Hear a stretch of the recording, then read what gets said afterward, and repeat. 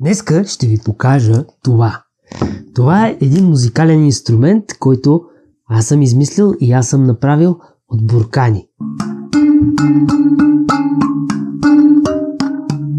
Моят микрофон не може достатъчно добре да хване звука, който издава този музикален инструмент, но е супер яко усещането, когато го държите в ръка и тропате по капаците на бурканите.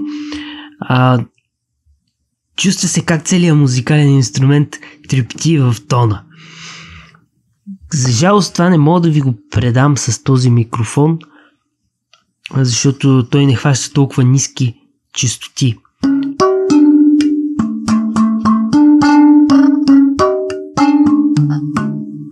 За да може да направите този музикален инструмент, трябва просто да направите една простичка модификация на капака на буркана. Защото буркана, както е така без никаква модификация, не издава никакъв тон. Това, което трябва да направите, е да пробиете първо една дупка в капака и след това да поставите някакъв болт. Колкото по-дълъг е болта и колкото по-тежък е болта, толкова по-нисък тон ще се генерира от капака. Поставяйки различни болтове с различна дължина, можете да постигнете различни тонове. Освен това има още един начин да донастроите тоновете, като вземете един молив и с задната му страна започнете да търкате ето тук в ръба на капака. По този начин ще изпънете средната част на капака и ще получите по-висок тон.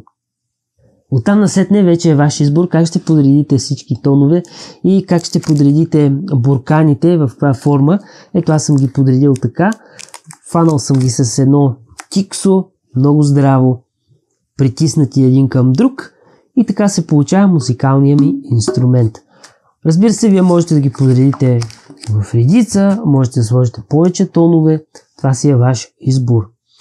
Единственото условие, което трябва да спазвате, е да не слагате инструмента на някаква твърда и тежка повърхност, както е да речем в момента на масата, защото бурканите отделят енергията си и я предават на тази твърда повърхност и загубват своята енергия и не издават звук. Трябва да ги държите в ръце или в нещо меко. Това беше видеото за днес. Надявам се да си направите такъв музикален инструмент, да му се радвате или да зарадвате някое детенце, което да си тропа по цял ден и да ядосва родителите си и да им скъса нервите от тропане по този музикален инструмент. Довиждане до следващия път!